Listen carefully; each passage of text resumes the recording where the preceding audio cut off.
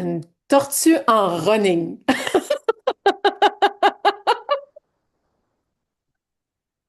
Ça dit tout. Ouais, non. Tu sais, puis c'est comme ça que je me sens quand je cours. Je, je Ouais. suis, je me trouve lente. Je me Mhm. trouve lente. Puis à un moment donné, tu sais, quand tu places mes entraînements de course, tu sais, il y a des intervalles. Puis moi, je me disais, oui, mais c'est pas ça qui va m'aider à aller plus vite dans ma tête. Ouais, je comprends. Parce... Oui, c'est ça, parce tu sais, veux pas, je suis comme, ben là, ça donne tant de minutes du kilomètre, c'est pas suffisant. Mhm. Mhm. Tu dois l'entendre souvent, ça, Marie. Non-stop. Non-stop. Puis tu sais, j'ai beau le dire, mais c'est vraiment contre-intuitif. Mais je vais te donner juste un exemple. Un sprinter, là, sais-tu combien de temps ça court en entraînement? Combien? C'est 6 minutes sur 1 heure et demie, 2 heures. Ah ouais, hein? Ben oui. Fait que ce que je veux dire, c'est qu'ils font beaucoup de mobilité, après ça, ils vont courir un peu, après ça, tu sais, tu commences à, ça n'a rien à voir, là. Ça n'a rien à voir. Tu sais, les sprinteurs vont beaucoup, beaucoup travailler la technique de course pour que chaque geste soit étudié, pour qu'il n'y ait rien, il n'y ait aucune énergie qui parte à l'extérieur, puis pour exploser le plus rapidement. Fait que si tu exploses, tu as besoin de beaucoup de temps de repos. Ben, c'est ça que les gens qui commencent à la course à pied, puis c'est pour ça que les gens qui aiment pas la course à pied, ben, c'est ça qu'ils vivent. Ils vont trop rapidement haut, ils sont pas habitués, puis ils prennent pas de temps de repos. Parce que techniquement, la course, t'es pas supposé marcher. Ben, j'aimerais bien ça qu'on me montre où est-ce que c'est écrit ça. C'est vrai qu'on entend ça. Ouais. Et c'est vraiment n'importe quoi. Parce que je comprends que les coureurs professionnels et les gens qui ont une bonne aptitude à la course ne vont pas arrêter de marcher dans des courses. Je comprends ça. Je comprends que quand on regarde le marathon aux Olympiques, le gars qui traîne ça en 2 heures et quart, il n'a jamais marché une fois. On est d'accord. Mais ça fait combien de temps qu'il court? Hmm. Ouais. Tu sais, je veux dire, c'est ça. Puis en même temps, il y a aussi probablement un gabarit, puis une composition corporelle depuis l'enfance qui le prédestine à. Donc, si vous avez un surplus de poids de peut-être 20, 30, 40, 50 livres et que ça fait 8 ans que vous n'avez pas couru, c'est pas possible que je vous envoie faire un 5 km straight. Je vais juste vous blesser. Ouais, puis là, on n'est pas plus avancé dans ce temps-là. Moyen. C'est ça. Moyen. Mais je ne te croyais pas l'année Arrive souvent. passée. Puis là, c'est une confidence que je te fais, mais tu sais, parce que quand tu disais oui, tu vas gagner en vitesse à force de faire des intervalles, tu vas voir, tu sais. Euh, mais là, à chaque fois, je revenais un peu frustrée. Ben là, j'ai marché, ben là, tu sais, là, j'ai l'impression que je m'améliore pas. Euh,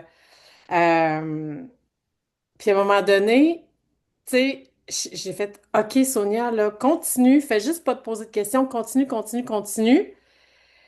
Puis à force, j'augmentais mon temps. Puis à un moment donné, je suis sortie pour faire une sortie, tu sais, comme ça. Puis là, j'ai dit, OK, aujourd'hui, je fais juste comme courir pour courir. Tu sais, je veux pas faire d'alternance. Je veux juste comme faire un 5 kilomètres. Puis je m'étais mis ça, puis je te l'avais pas dit, mais j'ai fait un 5 kilomètres en continu. Puis j'ai été plus lente que quand je faisais mes derniers intervalles. Ouais, c'est sûr. Fait que là après ça, j'ai dit, ah, elle avait raison. Mais, mais je te dirais, 95% des gens, premièrement, ils m'arrivent et ils me disent qu'ils sont lents à la Hum, course. Tout le hum. monde. Il n'y a jamais personne qui va me dire, ouais, mais moi, je cours vraiment vite. Personne. Parce que la course a ça de, il y a tout le temps du monde en avant, il y a tout le temps du monde en arrière. Fait que c'est très, tu sais, il y a une caractéristique très humble par rapport à la course à pied, mais en même temps, il y a beaucoup de gens qui vont se déprécier. Alors qu'on s'entend, tu es en train de le faire, ton entraînement. Fait que, Ouais, on devrait mettre l'accent là-dessus du fait de sortir, mettre nos running, qu'on soit une tortue ou un lièvre. mais il y Puis avait, juste apprécier le moment puis se dire, hey, crime, je suis sortie faire mon entraînement, tu sais, good ouais. job. Puis, Tu sais, on parle des Strava de ce monde où on voit beaucoup de choses. On voit des gens qui font des 100 kilomètres par semaine puis qui vont vite. Ça, sincèrement, ça sert à rien de regarder ça. Mm. Ça sert à rien. Vous n'avez pas la même composition corporelle, vous n'avez pas la même masse musculaire, vous n'avez probablement pas le même background. C'est comme comparer des pommes puis des oranges. Donc, ça sert pas à rien. À part que les deux sont à peu près ronds, il y en a Mm. pas, c'est pas la même chose. Puis, moi, où j'ai moi aussi eu mon wake-up call, c'est mon père. Mon père courait. Mon père courait à l'époque, avait son petit livre de Jean Maléjauge, en tout cas, qui c'est ça, dans le temps que c'était pas encore connu. Puis mon père, il m'avait dit, parce que je relevais d'une peine d'amour à 18 ans, puis là, il m'a dit, va courir. OK, j'avais 18 ans, va courir. C'est bon. OK, cool. Puis là, j'avais commencé à courir, puis il m'avait dit, t'as fait combien? Ben, j'ai dit, j'ai fait, mettons, 3 kilomètres. Il me dit, puis t'as marché combien de temps? Ben, j'ai dit, j'ai pas marché, j'ai couru. Il m'a dit, hey, pour toutes les années que tu n'as pas couru, tu dois marcher 1 mois. J'ai dit, ben là, fallait que tu me dises avant d'aller courir, là. Puis là, la marche est rentrée. Mais moi, j'ai marcher dans la vie. Je déteste ça. Moi, il faut que je sois vraiment brûlée pour marcher. J'ai Ah ça. oui, c'est vrai? J'ai ça Je ne mourir. savais pas. Ah, tu peux demander à mes parents, ils ont essayé de tout faire pour me faire marcher dans la vie. J'ai ça mourir. J'ai ça, j'ai ça, j'ai ça. Donc, moi, m'aller monter, faire de la randonnée en montagne, plus capable. Donc, tu comprends qu'aussitôt que j'ai été capable de courir en continu, moi, je l'ai fait. Je l'ai fait pendant des années. Puis, à un moment donné, je suis tombée sur, dans mes études, des écrits, dont ceux de Matt Fitzgerald. Fait que si jamais vous avez jamais entendu parler de Matt Fitzgerald, s'il vous plaît, allez lire ce qu'il a écrit. Il y a plusieurs livres qui sont merveilleux, mais dont 20-80. Ils ont fait des études, là.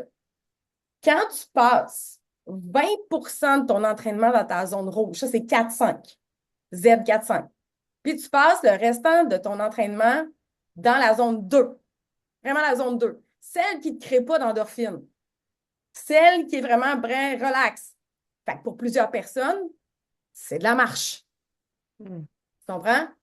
Fait que Ouais. quand tu fais ça, tu progresses vraiment plus rapidement que quelqu'un qui essaie de faire zone 3, zone 4, zone 5, tu sais, toutes les zones en même temps, en essayant de dire, je vais mettre 20% dans chaque zone. Ça, on va progresser, mais vraiment pas aussi vite que si on suit la méthode du 80-20. J'aime ça. Puis juste pour les gens qui peut-être clarifier ce que c'est les zones, là, 3, 4, 5, puis zone 2. Zone 2, c'est comme plus près de la marche où tu sais qu'on n'est En pas fait, essoufflé, qu'on. En fait, on pourrait le voir, ben, souvent quand les montres arrivent, ils arrivent avec au niveau standard là, sur les battements cardiaques. Tu sais, si on veut une règle du pouce, là, 220 moins mon âge donne ma fréquence cardiaque maximale. Puis là, j'ai ma fréquence cardiaque au repos, mais tout ça joue. On peut aller dans les cliniques pour vraiment faire des tests, puis même pousser pour aller faire des tests de lactate qui te donnent exactement, précisément comment tu vas faire. Mais dans une règle du pouce, c'est d'un peu regarder ta fréquence maximale, ta fréquence au repos, la fréquence de quand à un moment donné tu sens que, puis la fréquence au repos, plus, tu sais, une zone 2, c'est que je suis encore capable de te parler. On a une conversation. Fait que là, on est en zone 2. On est en zone 2. Mais attention, tu sais, la zone 2 peut flirter avec la zone 3. Mhm. Il faut vraiment avoir quelqu'un qui s'y connaît pour nous aider à déterminer nos zones. Mais si on veut une idée, zone 2, je suis capable de parler. Zone 3, je vais être capable de dire une ou deux phrases. Zone 4, je vais dire un ou deux mots. Zone 5, je vais grogner, ça s'arrête là. Puis la zone 5, elle dure pas longtemps, 20-30 secondes, gros max. Ça dépend pas me faire de la Z5 pendant 1 minute, c'est du Z4 fort. OK. Donc, OK. ça dépend vraiment de la personne. Fait que quelqu'un qui n'a jamais couru ou quelqu'un qui n'a pas couru beaucoup, puis qui commence à courir, ben, il est tout de suite en zone 4-5. Donc, Mhm. il faut que je le fasse marcher entre ces intervalles pour être capable de garder sa zone 2. Puis tranquillement, là, on va étendre les zones, on va se placer. C'est vraiment, vraiment, vraiment intéressant et c'est important pour pas se blesser puis à donner l'envie de courir aussi, tu sais, puis de poursuivre les entraînements puis d'avoir du fun parce que quand c'est toujours, toujours, toujours difficile puis qu'on a l'impression qu'on progresse pas, ben ça peut être un peu décourageant aussi. Ce que j'ai beaucoup aimé le week-end dernier au camp d'entraînement, c'est que tu nous filmais puis tu nous montrais notre posture de course. Puis ça, c'est vraiment intéressant de se voir parce qu'on comprend encore mieux, tu sais, les petites mini corrections qui change, oui, tu sais, la vitesse, la posture, puis qui évidemment elle diminue le risque de blessure. Donc, Vraiment. je trouve que c'est une très bonne idée, tu sais, de se faire filmer ou de, tu sais, d'être capable de se voir, puis d'avoir les yeux d'une experte, dans ce cas-ci, toi, là, pour amener des modifications, là. Parce que, tu sais, des fois, il y en a qui courent, tu sais, qui leur posture. Moi, j'ai vu une madame courir avec les jambes comme ça, là. Tu sais, mais peut-être que c'est sa physionomie aussi, là, je suis pas dans le jugement. Sauf que, tu sais, à la longue, j'avais mal à la regarder. Mhm. Tu Ben, sais, mais c'est ça parce que on se dit que courir, c'est naturel. Oui, mais non en même temps, j'imagine, parce on est tellement croche dans notre corps, tu sais. il y avait une physio qui m'a déjà dit, puis moi, ça m'a tout le temps suivi, c'est, montre-moi comment tu cours, je vais te dire où t'as mal. Ah, Fait que ah, peu c'est- importe comment vous allez courir, il y a un risque de blessure. Fait que c'est tout le temps le minimum de changement pour le maximum de gain. Mais si quelqu'un a une physionomie, tu sais, on voit beaucoup de gens qui vont courir avec les pieds ouverts, mais s'ils ont une biomécanique qui fait en sorte que les hanches sont naturellement tournées vers l'extérieur, lui, si j'ai fait ramener le pied droit, il va se faire mal. Donc, il faut vraiment y aller avec la biomec des gens, ce qu'ils sont capables de donner, leur mobilité, leur... Mais surtout, je dirais que les vidéos, moi, me servent après à donner la musculation adéquate. ben oui, parce que c'est vrai que tout se passe pas au niveau de la course. C'est Non, la c'est ça. préparation du corps pour la course aussi. Tu sais, quelqu'un que tu vois, puis j'en ai une que j'adore, qui est merveilleuse, mais qui a 3 fois le volume de quadriceps pour une fois son volume d'ischio-jambier. Ça peut pas être développé de la même façon, on s'entend là. Mais c'est clair qu'au niveau des ischios puis des fessiers en course, on en a vraiment besoin. Fait que s'ils sont pas développés de la même façon, on a un débalancement entre les deux, on va avoir des problématiques à la course à pied. Ça va être plus Ben, difficile. fait que dans le plan d'entraînement, tu mets de la musculation, par exemple, au niveau des fessiers pour après ça venir soutenir la course, puis encore là, s'assurer Au niveau des euh, de fessiers, au bien niveau faire des les choses. ischios, au niveau du psoas, tu sais, pour aller renforcer. Au niveau aussi, tu sais, le mouvement de course est beaucoup comme ça, fait qu'on va aller chercher les latéraux ou sortir, on va aller chercher les adducteurs pour essayer que la jambe reste forte de tous les Mhm. côtés, tu sais. Donc, Ouais. tout ça, ça rentre, ouais, dans la planification. Puis si je vois que la personne est trop en arrière, souvent, c'est une question aussi de corps, fait qu'on va rajuster au niveau des 4 muscles du corps pour avoir une meilleure sensation d'autograndissement. Fait que tout ça, ça fait partie de ça, mais ça ne se change pas overnight. Ouais, c'est sûr, c'est sûr. Je trouve ça vraiment très, très intéressant parce que c'est tellement plus grand que mettre ses running puis sortir courir. Tu sais, on peut vraiment, quand on veut s'améliorer, aller plus loin, prendre soin de soi, il y a tellement de choses, de détails à mettre en place pour faire une grande différence aussi. Merci beaucoup, Marie-Ève. C'était très, très intéressant. Encore beaucoup de valeur cette semaine. Je vais mettre bien évidemment le lien de ton site, puis peut-être m'écrire le nom de la personne que tu as citée, puis je Ouais. l'ajouterai dans les commentaires. Euh, pour quelqu'un qui commence, là, qui n'a jamais couru, un conseil que tu lui donnerais. Courir vite, c'est courir. Courir lent, c'est courir vite. Courir là, c'est courir vite. J'adore. Fait que des petits intervalles, 30 secondes, puis aller prendre une clinique de course. Tu sais, Mm. moi, je suis pas une spécialiste juste de la course. Moi, je suis plus dans le triathlon. Fait qu'il y a des gens qui sont vraiment spécialisés dans la course à pied. Si c'est juste la course à pied que vous voulez faire, c'est sûr que, tu sais, moi, je peux aider, mais moi, j'ai un focus très triathlon là-dedans. Parce que moi, il faut que je sois capable d'entraîner les gens sur, ils débarquent du vélo et ils doivent aller courir. Puis Donc, on n'a pas les mêmes jambes que quand on sort de notre maison juste pour aller courir sans avoir fait du vélo. c'est ça. Mais d'aller prendre une clinique de course, mais je sais que ça prend beaucoup de courage parce que des fois, tu sais, on a l'impression de ne pas être assez bon. Fait qu'à ce moment-là, commencer tout doucement, mais c'est sûr que ça prend de la musculation, de la mobilité et on commence avec des intervalles marche-course et des bons souliers.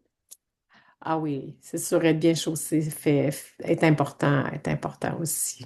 Ouais. On pourrait en reparler éventuellement des chaussures. C'est une très bonne idée. Je suis pas l'experte des chaussures parce que c'est ça, mais peux parler des erreurs que j'ai vues au niveau des chaussures. Oui, c'est parfait, c'est parfait. On le garde en note pour une prochaine capsule ensemble. Merci, je te souhaite une belle semaine. Puis à tous et à toutes, prenez soin de vous. Allez prendre de l'air, il commence à faire beau. Il C'est le pleut. printemps, en théorie.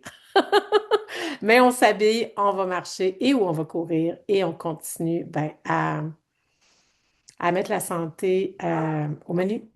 Ciao!